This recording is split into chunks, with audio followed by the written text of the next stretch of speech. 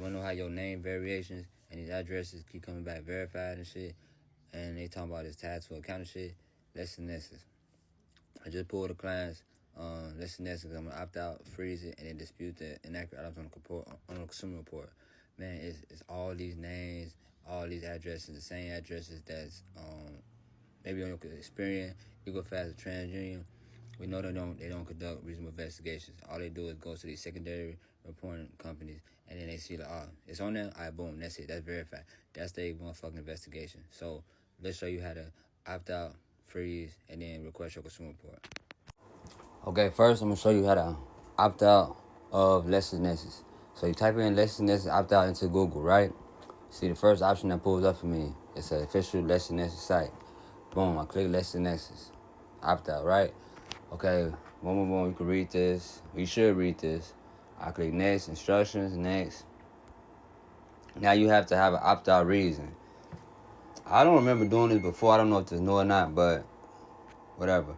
I'm going to say I do not want my information shared.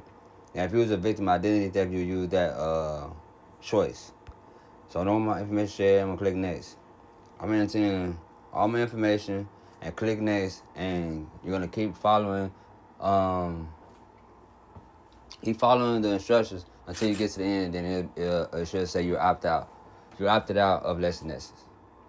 Now, okay, here you're gonna request a security freeze on LexisNexis. So you will type in LexisNexis freeze. This is the disclosure. The first one, the second was requesting the freeze. Let's say PDF, but you should be able to do it online. Let's click the first one. Okay, request a security freeze, so you better do it online.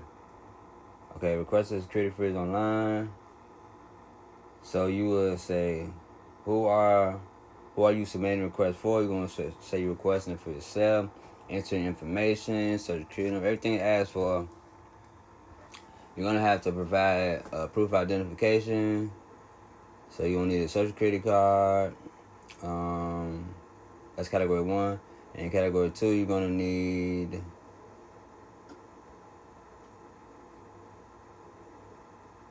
please select one of the following options and upload the required document. Okay, so you can use your ID, driver license. So you should be good with that. Enter in everything asked for, upload everything asked for, and then click submit. And that's how you freeze it. Okay, this is how you request your consumer report from LexisNexis. Type in LexisNexis request consumer report or anything like that. And then see the first one said order your report online. You don't have to pay for your consumer reports. Never pay for your consumer reports. Only time that you're paying for your consumer reports is if you're using a credit monitoring software, and to get your 3B, which is the 3-bureau new reports, you will have to pay for that. Unless you have a plan where you're paying monthly and they don't charge you. But even if you have to pay for the 3B, the 3-bureau report. Anyway, let's go back to this. So we're gonna order a report online. Online request form. So we're doing this online to request our consumer report. Enter your name, address. You're requesting a consumer disclosure report. You're not requesting a description of procedure.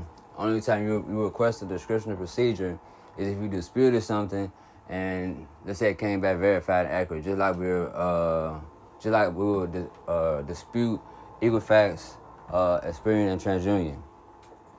So we're not gonna check that one. Enter your email, social security number, phone number, everything of that, and then you're gonna click submit. And they're gonna send you a correspondence through the mail. You're gonna have how they do it? They're gonna set you up with like a link and a PIN number. So you go to the link, enter the PIN number, and then you have access to your consumer report for 30 days. So you have to do it ASAP as soon as you get it. Download it, read through it, get all the inaccuracies out there. They're gonna have variation of your name. Gonna have all the address you ever lived at. Gonna have all your phone numbers. Gonna have all that shit. That's how they verifying information when you're disputing it. I forgot the accounts they have. They might have LexisNexis might have charge-offs, might have bankruptcies. I'm not sure. I forgot. to be honest. But you request it, go over it. Make sure you getting all the inaccuracies because it's gonna help you in your disputing process when you disputing against Equifax Experience TransUnion.